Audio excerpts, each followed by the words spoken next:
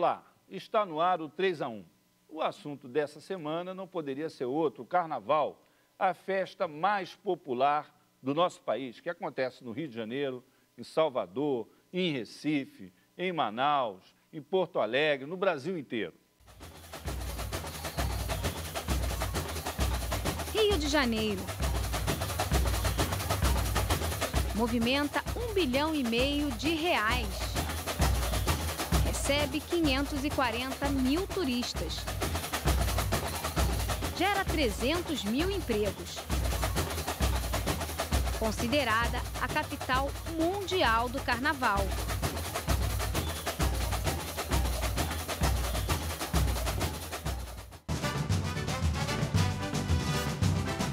Salvador. Movimenta R$1,2 bilhão em negócios. Maior festa de rua do mundo, 2 milhões de pessoas. Gera 200 mil empregos temporários.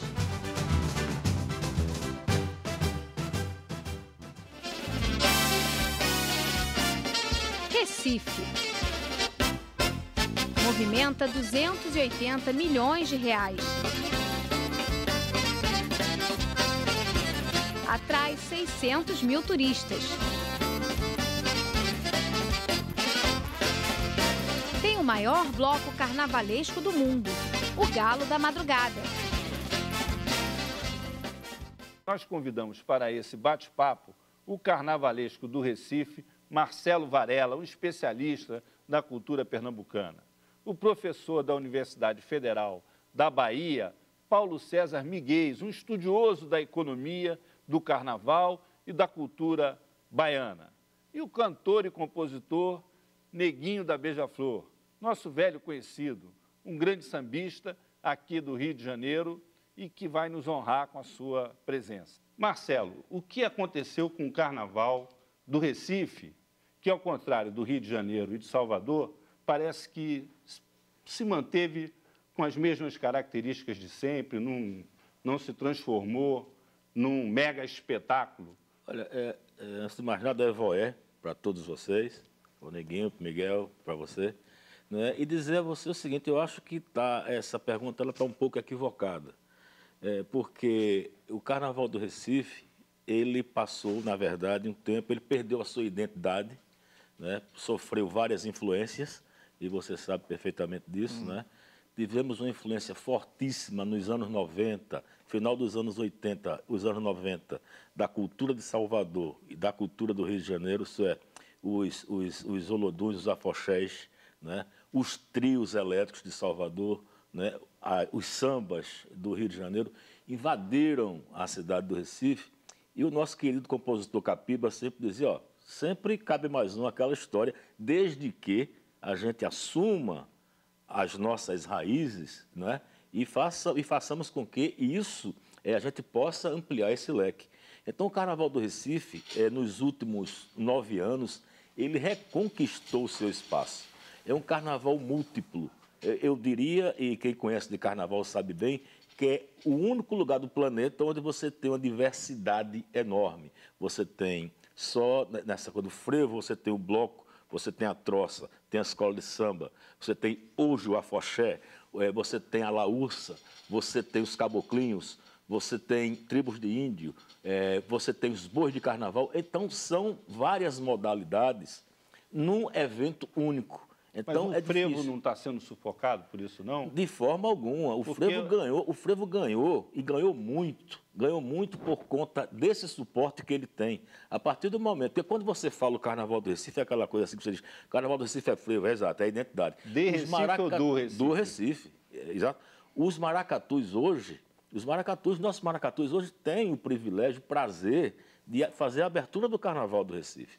Vamos ver o que o Paulo tem para falar de Salvador. Olha, o Carnaval de Salvador, eu acho que as grandes festas, né, nos últimos 20, 30 anos, esse conjunto de grandes festas brasileiras, cada uma a seu modo, sofreu um impacto transformador, especialmente causado tanto, por exemplo, pela aproximação dos esquemas de mídia das festas, como pela emergência de uma economia da festa. E cada festa se organizou à volta dessas transformações, produzindo novidades, reinventando tradições. O Carnaval da Bahia, nos últimos 25, 30 anos, ele experimentou uma transformação profunda nessa direção.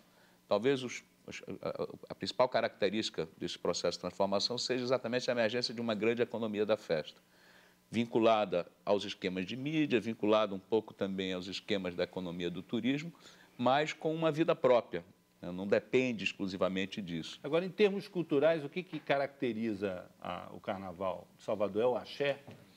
Eu acho que é a diversidade. Quer dizer, da mesma maneira que a gente às vezes imagina que só o frevo consiga mobilizar, né, a ideia de carnaval pernambucano, não é só o axé, efetivamente, que pode ser assim tomado como a grande manifestação do Carnaval da Bahia. Por exemplo, os afoxés nada têm de axé.